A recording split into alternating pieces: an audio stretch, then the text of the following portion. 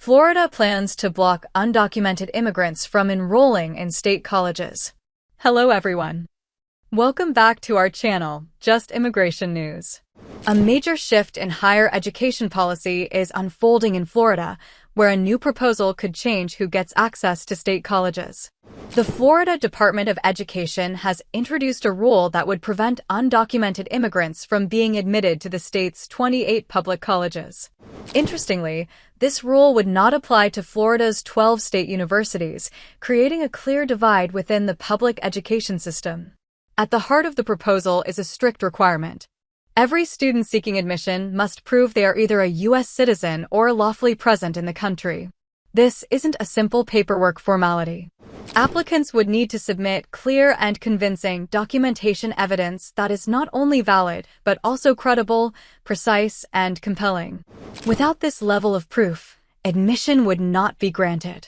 Oversight would fall directly on each institution. Boards of trustees within the Florida college system would be responsible for ensuring compliance, making them gatekeepers of this new eligibility standard. This adds an administrative layer that could significantly reshape admissions processes across the state. New powers for colleges. Misconduct matters. Beyond immigration status, the proposed rule introduces another impactful change. Colleges would gain broader authority to deny admission or enrollment based on an applicant's past misconduct. If a school determines that admitting a student is not in its best interest, it could legally turn that applicant away. This provision signals a shift toward giving institutions more discretion in shaping their student bodies, not just academically, but behaviorally as well. Legislative background and political context. This proposal doesn't exist in isolation. It follows a wave of legislative efforts by Republican lawmakers aimed at tightening rules around non-U.S. students in public higher education. One notable example is House Bill 1279, introduced by Representative Jennifer Kincart Johnson. Initially, it included a controversial provision to cap undergraduate admissions for non-Florida residents at 5%. Although the bill passed the House, the Senate ultimately removed that cap before sending the final version to Governor Ron DeSantis. Another measure, Senate Bill 1052 led by Senator Aaron Grahl, proposed banning all higher education institutions from admitting non-citizens who were not legally present in the U.S. However, this bill never made it to a committee hearing, effectively stalling its progress. A third effort, House Bill 721 by Representative Bernie Jacques, sought to limit the percentage of international students who are not permanent U.S. residents. Like the others, it failed to advance, receiving only a single hearing before fading out. Recent laws add to the shift. Florida has already taken steps in this direction.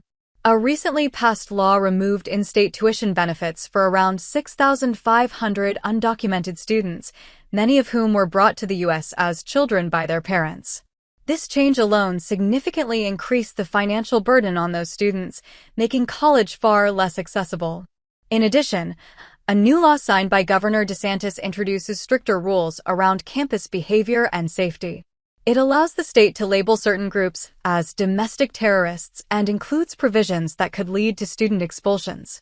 If a student is found to support such groups, whether through actions interpreted as threats, disruption of the learning environment, violation of others' rights, or even recruitment efforts, they could be removed from their institution.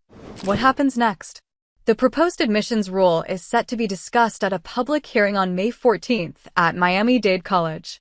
This will be a key moment for educators, policymakers, and the public to weigh in on a policy that could reshape access to education for thousands. As Florida continues to redefine its higher education policies, the broader impact remains a subject of intense debate, balancing institutional control, legal status requirements, and the future of students seeking opportunity. Please remember to like and subscribe so you don't miss future updates. We'll see you in the next video. Until then, take care.